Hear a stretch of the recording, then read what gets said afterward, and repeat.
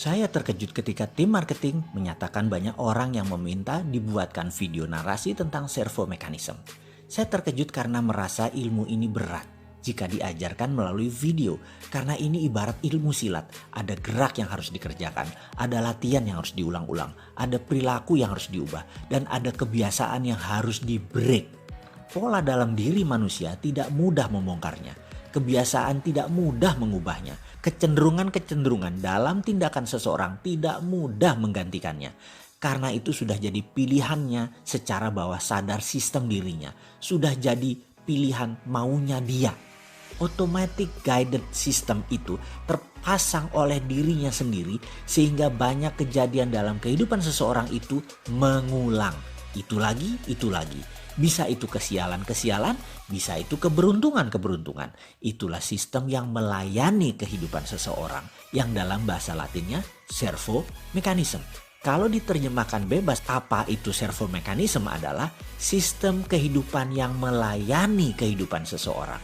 Ada servo seseorang yang selalu untung, ada servo seseorang yang selalu merugi, ada servo penuh masalah, ada servo yang jalan hidupnya semua serba mudah.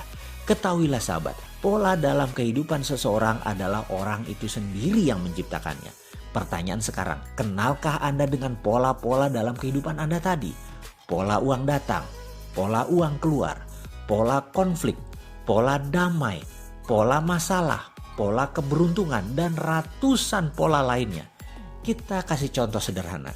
Siapa para sahabat saya saat ini yang kalau saya tanya, adakah yang punya servo keberuntungan kalau sedang cari parkir? Misalnya di Jakarta kita mau ke mall, malam minggu cari parkir di mall. Di mana cari parkir susah setengah mati waktu itu. Tapi kalau dia dalam tanda petik yang nyetir selalu dapat tempat parkir cepat bahkan di depan langsung tanpa muter-muter dan itu selalu. Itulah servonya dia. Ganti coba dengan orang lain. Bisa 30 menit muter-muter cari tempat parkiran gak nemu-nemu. Dia punya servo kemudahan di dalam mencari tempat parkir orang yang pertama. Itulah servo positif dari orang yang pertama. Sementara teman yang satu tadi yang 30 menit muter-muter di dalam mencari parkir di tempat ramai selalu dan begitu tersering dalam hidupnya. Itulah servo dirinya di dalam mencari tempat parkir. Dalam mencari nafkah, dalam mencari rezeki, di dalam berjodoh, relationship pertemanan, bermitra, membangun organisasi, membangun usaha, bersosialisasi, semua manusia dewasa punya servo mekanisme. Servo kantong kosong misalnya, servo selalu ditipu, servo selalu sial, servo selalu ada yang nyelamatin kalau ada masalah, servo selalu untung, servo kalau habis cuci mobil selalu kehujanan mobilnya, servo kalau nemu uang di jalan mau dapat rezeki. Dan ada ratusan servo dalam kehidupan manusia ini yang Anda sendiri yang membentuknya dan menjadi pola dalam diri Anda. Pertanyaan sekarang, inginkah pola servo negatif Anda itu dihilangkan? Bagaimana meng-cancel servo negatif dan menjadikan pola baru yang positif yang menghasilkan kesehatan, menghasilkan kemakmuran, menghasilkan kebahagiaan? Mau kan? Inilah video naratif yang akan kita buka semua rahasia servo mekanisme tersebut. Di sini adalah tempat servo Anda diubah. Ubah jalan hidup Anda ke depan untuk menjadi yang terbaik sesuai dengan semua yang Anda impikan. Selamat hidup bersengaja. Selamat menikmati serial video narasi servo mekanisme. Ini hanya kata pengantar dari saya. Ada baiknya kita mulai yang ringan terlebih dahulu. Baik sahabat semua, ambil kertas dan catatlah sebanyak-banyaknya. 1 tahun ini uang datang ke Anda dari mana saja. Sekali lagi, ini adalah hanya mencatat uang datang. Uang masuk selama 1 tahun belakangan ini. Anda sendiri yang menentukan. Apakah selama tahun 2020 ini atau sejak awal tahun 2019 sampai sekarang? Boleh juga. Yang penting Anda rinci catatannya. Sekali lagi, hanya uang masuk. Bisa dikasih suami atau bisa dikasih istri. Bisa dari gaji. Bisa dikasih oleh orang tua. Dari bekerja. Jadi broker properti. Dapat uang tips. Dapat uang korupsi. Uang jabatan, uang pelicin, hasil bisnis usaha, dari mencuri, diberi, dapat waris, apapun uang tadi masuk, catatkan dalam selembar kertas. Sebanyak-banyaknya, serinci-rincinya, dan coba catat angkanya sedetil mungkin. Semakin Anda tepat detail rinci, maka pelajaran akan pola uang datang akan semakin mudah Anda kuasai, sehingga servo uang masuk akan kita ciptakan lebih banyak lagi. Sekali lagi, ambil kertas folio kosong, kalau perlu beberapa lembar, dan lakukan pencatatan atas uang datang ke Anda selama setahun ini.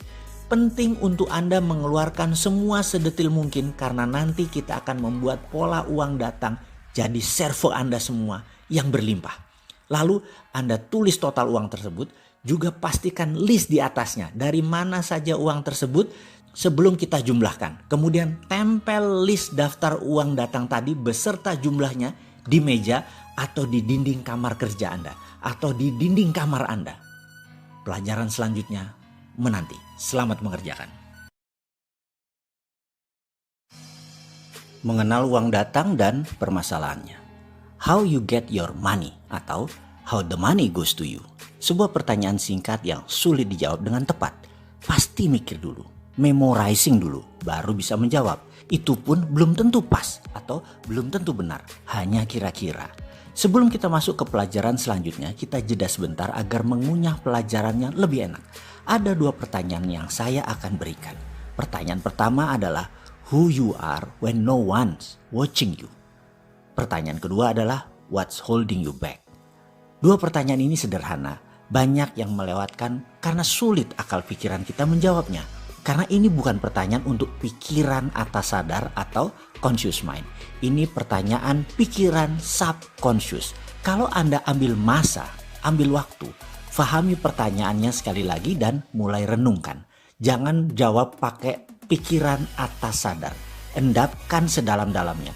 Percaya saya, Anda bisa menitikkan air mata jika sahabat faham maksud saya. Sekali lagi, coba renungkan apa yang menghalangi Anda saat ini sehingga tidak bisa take off, tidak bisa berjaya, tidak bisa berkelimpahan, karir tidak lancar. Mengapa semua serasa jalan di tempat? Ada apa sih sebenarnya? Apa yang menghalangi? Fahami terus 2 pertanyaan tersebut. Coba renungkan. Saya tidak meminta jawabannya sekarang. Saya menuntut kejujuran diri Anda dengan diri sendiri. Kita akan bahas panjang hal ini selanjutnya. Kita lanjut dengan pola atau pattern yang Anda miliki. Jalan bisnis Anda atau jalan uang Anda yang mengalir, yang Anda ciptakan sendiri selama ini yang akan kita fokuskan sementara ini. Mengetahui bagaimana Anda mendapatkan uang selama ini, itu harus dan penting. Ya, sangat penting. Karena itulah cara kita mengenal pola uang bekerja ke arah kita. Kunci pertanyaan yang harus dijawab adalah bagaimana atau how. Kita ulangi pertanyaan di awal pelajaran kali ini. How you get your money atau how the money go to you. Maka Anda akan menemukan banyak jawaban ketika Anda terfokus menjawab pertanyaan di atas. Yaitu misalnya Anda menjawab dengan bekerja, uangnya datang. Dengan pinjaman, uang datang. Dengan kartu kredit, pemberian orang tua, pemberian suami, dan lain sebagainya. Lalu coba perhatikan 1 tahun terakhir ini. Bagaimana Anda mendapatkan uang Anda? Coba catat baik-baik dan lengkapi terus catatan tersebut seingat Anda seperti tugas dalam video sebelum ini. Kira-kira sudah terbayang bagaimana uang datang ke Anda dalam 1 tahun terakhir ini atau 2 tahun terakhir ini atau 3 tahun terakhir ini? Kalau sudah, maka itulah pola uang Anda datang ke Anda. Sangat wajib mengenal pola tersebut. Kegagalan seseorang mengenal dirinya sendiri karena kegagalan mengenal pola hidupnya sendiri. Mengenal diri sendiri itu bukan saja mengenal tubuh fisikal seperti wajah, jerawat, bekas luka. Namun tak kalah penting adalah kebiasaan, kesukaan, kecenderungan, gaya jalan, gaya bicara, dan tentunya pattern pola diri itu semuanya. Kita bisa mulai dengan pola bagaimana uang datang ke Anda. Karena itu adalah masa lalu Anda. Dan masa depan Anda, sekarang Anda membentuk polanya. Kalau Anda sudah cukup senang dengan pendapatan Anda sekarang, ada baiknya Anda mulai melihat pola-pola lain dalam kehidupan Anda. Yang kalau jelek boleh segera diubah. Kalau Anda merasa belum puas dengan uang datang ke Anda, maka bersiaplah mengubah pola tersebut. Karena Anda sekarang adalah apa yang Anda kerjakan kemarin. Anda nanti adalah apa yang Anda kerjakan sekarang. Intinya adalah ubahlah sekarang. Siap berubah? Kita lanjut tahap berikutnya ya. Kita bedah pelajaran tersebut lebih lengkap lagi. Sekarang tugas Anda adalah menjawab pertanyaan ini. How is the money goes to you? Coba di folder list dari daftar uang yang datang ke Anda 1 tahun ini atau 1,5 tahun ini yang menempel di dinding kamar Anda sekarang seperti dalam video sebelum ini. Lalu tugasnya adalah coba pisahkan uang masuk tadi berdasarkan foldernya, berdasarkan asalnya. Contoh misalnya, berapa yang dari keringat sendiri, berapa yang diberi atau dari orang lain, kemudian berapa dari hal yang tidak terduga. Anda buat 3 folder tadi, Anda kurungin misalnya yang warna merah adalah dari keringat sendiri, yang warna biru adalah dari orang lain, kemudian yang warna kuning adalah yang tak terduga. Coba Anda folder. Selamat mengerjakan. What holding you back? Bayangkan Anda sedang duduk di dalam ruangan. Di depan Anda ada sahabat dekat Anda. Siapapun itu, hadirkan dalam bayangan Anda. Sahabat Anda tadi adalah soulmate Anda, bisa juga pasangan hidup Anda selama ini, bisa juga sahabat Anda dari kecil, bisa juga orang baru yang hadir dalam kehidupan Anda namun Anda nyaman dengan dirinya. Hadirkan dalam bayangan Anda tersebut sekarang. Mengapa kita akan melakukan simulasi ini harus membayangkan orang yang paling Anda nyaman? Karena tugasnya berat, dia akan menekan Anda, menekan sampai ke limit Anda. Bayangkan, Anda nanti akan diinterogasi, dibedah, dicacah sampai hal terkecil-kecil, sampai menemukan hal yang tersembunyi, sampai membongkar yang Anda tutupi. Anda akan di-chunk down sampai ke remah-remah terkecil. Kalau orang yang menekan Anda adalah orang yang Anda nyaman, emosi Anda akan selalu terkontrol. Karena tujuannya dia ingin memancing masalah yang ada di dalam diri Anda supaya keluar dan segera diselesaikan. Agar servo negatif kita masuk di sesi berikut ini. Baik, sekarang kita masuk di sesi berikutnya. Anda duduk dengan pena dan pensil kosong di hadapan Anda. Sahabat Anda tadi dalam bayangan Anda duduk juga tepat di depan Anda. Dia akan mengulangi kata-kata ini berkali-kali dan setiap dia mengatakan kalimat ini, Anda tulis secepat-cepat kalimat pertanyaan ini, jawabannya, sehingga ada ratusan kata-kata jawaban Anda dalam kertas tadi. Dan kalau ada satu kata keulang-ulang, biarkan. Ulangi lagi. Ternyata ada yang baru lagi. Segera tuliskan. Kalimat itu adalah apa yang menghalangi Anda. Kalimatnya seperti begini. Apa yang menghalangi Anda? Apa yang menghalangi Anda? Apa yang menghalangi Anda? Apa yang menghalangi Anda selama ini sehingga Anda tidak mendapatkan apa yang Anda inginkan? Apa yang menghalangi Anda sehingga Anda tidak bisa terbang? Apa yang menghalangi Anda? What holding you back? Dan setiap kalimat pertanyaan ini selesai, tuliskan apapun di dalam kertas di depan Anda tadi dan bayangkan teman Anda tadi terus mengulang-ulang pertanyaan tersebut. Pastikan ada stopwatch di samping Anda karena sesi ini lamanya 5 menit dan harus 5 menit. Bayangkan teman Anda tadi berulang-ulang dan Anda menjawab secepat-cepatnya pertanyaan tadi. Bersiap mengadakan sesi ini ya. Dan demi hasil maksimum, jangan maju ke sesi berikutnya sampai Anda melakukan semua yang diperintahkan di sesi ini. Anda sudah memanfaatkan waktu yang besar untuk membeli video naratif ini. Anda sudah meluangkan waktu untuk menyaksikannya. Dan itu adalah hal yang luar biasa. Saya salut untuk Anda. Dan sekarang untuk hasil maksimum, lakukan apa yang diajarkan dalam sesi ini. Ulangi lagi perintah dalam video ini. Lalu mulailah bayangkan soulmate Anda tadi. Mulai menekan Anda dengan pertanyaan beruntun selama 5 menit ke depan. Tugas Anda menuliskan jawaban yang timbul seketika ketika Anda menjawab tanpa berpikir, yaitu menjawab pertanyaan ini. Apa yang menghalangi Anda? Apa yang menghalangi Anda? Apa yang menghalangi Anda? Dan lakukan sekarang. Siapakah Anda sebenarnya? Atau who you are when no one watching you? Di dalam tugas video ini ke depan, Anda akan mendapat tugas untuk menjawab pertanyaan lain lagi, yaitu betapa pentingnya mengenal who you are atau siapa diri kita, apa kekuatan kita, apa kelemahan kita, bagaimana kecenderungan kita mengambil keputusan dan bertindak. Semua ini menjadi pola atau pattern Anda, kebiasaan, servo mekanisme, keberuntungan seakan bisa terbaca ketika Anda mengetahui who you are. Misalnya di masa sekarang, di masa banyak hal mulai menunjukkan hasil yang berlawanan dengan harapan Anda, di mana pasar mulai mencari jalan ke arah harga yang lebih murah, di mana pasar mulai fokus di kebutuhan utama saja, seperti pemenuhan kebutuhan akan pangan dan survive yang mendasar. Seperti dalam masa resesi kali ini, Jika Anda berbisnis di lapis kedua seperti bisnis pakaian, bisnis properti, kendaraan, Anda mulai merasakan pasar mulai pilih-pilih di dalam melakukan pembelian dan tidak masuk ke bisnis Anda lapis kedua. Atau Anda ternyata bisnis lapis ketiga yaitu barang mewah atau bisnis tersier, aksesori, decoration, lifestyle yang terpukul pada saat ini. Apa yang terjadi nantinya? Jika Anda mengenal who you are, di mana karakter Anda, misalnya Anda adalah extrovert people person, Anda gerah di masa sekarang ini. Orang extrovert terkadang memilih lebih baik kalah nasi daripada kalah gengsi. Lebih baik makan bubur tapi mobil Innova tetap dipertahankan untuk status daripada lepas ganti Avanza atau ganti motor. Lebih pilih makan bubur. Extrovert terkadang memang mementingkan kebutuhan kedua bahkan kebutuhan ketiga daripada kebutuhan pertama. Apa itu salah? Tidak sama sekali. Orang seperti inilah yang mendatangkan citra mereka sukses dan layak dipercaya. Mereka bisa membuat bisnis menjadi panjang nafasnya. Jika Anda pernah ikut dalam beberapa pertemuan dengan saya, pasti Anda sudah mengenal who you are, bagaimana memanfaatkannya untuk diri sendiri dan untuk tim Anda. Dan ada hal lain yang tak kalah penting untuk Anda pahami, yaitu where you are. Ini menunjukkan kapabilitas Anda. Ini menunjukkan dependence atau independennya Anda. Menentukan kemandirian Anda. Ketika Anda tahu posisi Anda yaitu where you are, Anda akan mudah mencari cantolan atau network untuk memperluas jaringan bisnis Anda. Ingat, seseorang mau menjadi bagian dari network Anda kalau Anda dianggap bisa melengkapi kekurangan orang tersebut.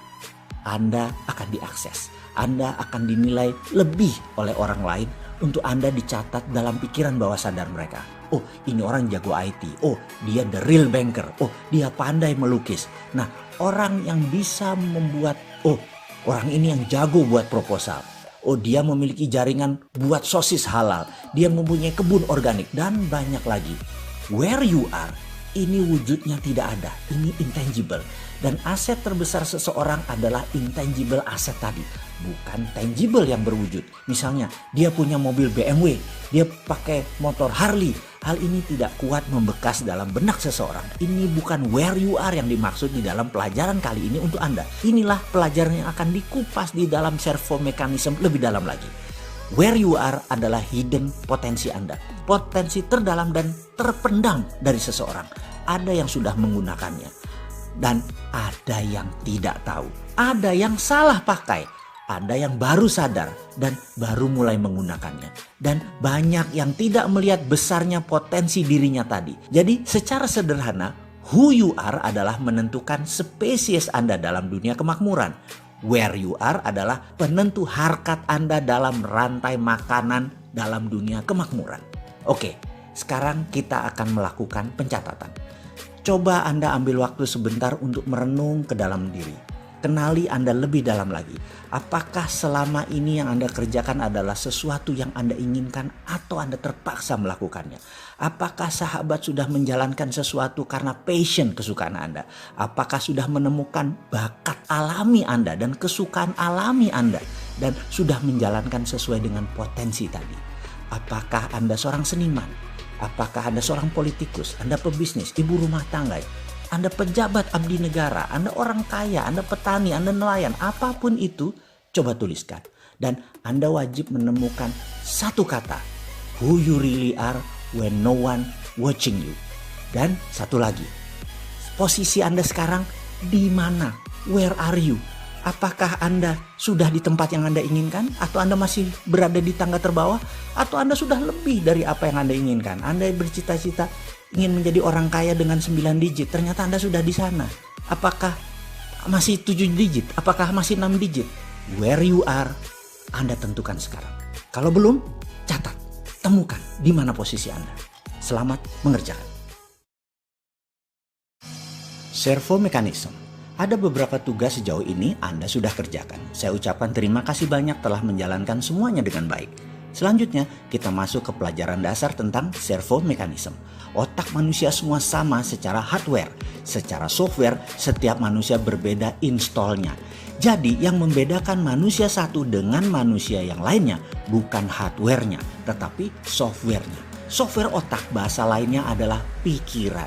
Secara umum pikiran terbagi dua. Pikiran atas sadar atau biasa disebut conscious mind dan pikiran bawah sadar yang biasa disebut subconscious mind. Kontribusi bagi kehidupan dihitung secara empirik oleh pakar aplikasi psikologi. Pikiran atas sadar atau conscious mind hanya memberikan sumbangan pada tindakan manusia sekitar 12%. Sementara pikiran bawah sadar adalah sisanya, mempengaruhi tindakan manusia 88%. Jadi, kunci sukses manusia ada di pengenalan bawah sadarnya. Sayangnya bawah sadar ini tidak terdeteksi karena sudah menjadi kita apa adanya. Ilustrasi sedikit tentang bawah sadar. Karena 88% tindakan manusia tergantung pada pikiran bawah sadar, maka kita bicarakan bawah sadar saja lebih banyak. Setuju ya? Kalau mau membandingkan bawah sadar dengan atas sadar, bahasa lain kalau mau membandingkan antara conscious mind dengan subconscious mind adalah dengan perumpamaan. Saya tanya kepada Anda sahabat, Anda ingin makan gado-gado atau salad? Katakan Anda memilih gado-gado. Saya meletakkan gado-gado di piring, di meja di depan Anda. Selamat menikmati. Dan Anda mulai memasukkan 1 sendok gado-gado tadi ke mulut Anda. 1-2 gado-gado makanan tadi sudah masuk ke mulut Anda. Lalu pada suapan ketiga setengah piring sudah habis, saya bertanya kepada Anda. Setiap masuk makanan ke mulut Anda, mengunyahnya berapa kali sebelum Anda telan? Anda bisa terdiam sejenak. Lalu otak Anda mulai menghitung dan Anda mungkin baru menyadari sesaat kemudian bahwa Anda tidak tahu pasnya berapa Anda mengunyah tadi. Lalu Anda mulai menghitung dengan masukkan makanan ke mulut Anda dan Anda mulai menghitung. Barulah Anda tahu bahwa Anda mengunyah sekitar 4-5 kali baru Anda menelan. Itulah bawah sadar seseorang yang mengendalikannya. Orang lain ada yang 6-8 kali mengunyah baru menelan. Ada yang 2-3 kali mengunyah baru ditelan. Beda-beda kebiasaan orang tersebut. Ketika gado-gado tadi porsinya sedikit telah habis, saya memberikan 1 piring main course makan utama, 250 gram daging steak wagyu medium cook masih hangat. Dimana sebelum makan saya tanya sekarang, kira-kira dengan daging steak di piring Anda, berapa banyak kunyahan irisan daging ini Anda lakukan sebelum Anda menelannya? Anda tadi menghitung 4-5 kali karena daging yang Anda makan, logika Anda mulai bermain. Maka Anda menjawab 7-8 kali kunyah kali baru menelan karena lebih keras. Tapi apa yang terjadi? Ketika irisan daging steak tadi masuk ke mulut Anda, ternyata tidak satu pun kunyahannya lebih banyak dari apa yang Anda lakukan dari makanan sebelumnya. Sama saja, yaitu 4-5 kali kunyah, telan. Ingat, 88% kehidupan manusia tergantung pada pikiran bawah sadar Anda, pada subconscious mind Anda. Bisa dibayangkan kalau biasa mengunyah 3-4 kali lalu dikasih steak, maka daging belum hancur sudah dikirim ke lambung Anda. Apa yang terjadi dengan lambung Anda? Pasti bekerja lebih keras. Pasti tidak efektif sari makanan masuk ke sistem penyerapan di ususnya. Karena manusia bukan karnivora murni seperti orang Timur Tengah atau American Cowboy yang memang kunyahannya lebih banyak. Karena meat eater adalah kebiasaan mereka.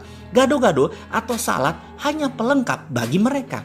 Kunyahan yang lebih banyak menyehatkan lambung. Orang Barat dan Timur Tengah punya kebiasaan mengunyah 2 kali lebih banyak daripada orang Asia Tenggara khususnya. Itulah kebiasaan yang sudah terpatri dalam subconscious seseorang.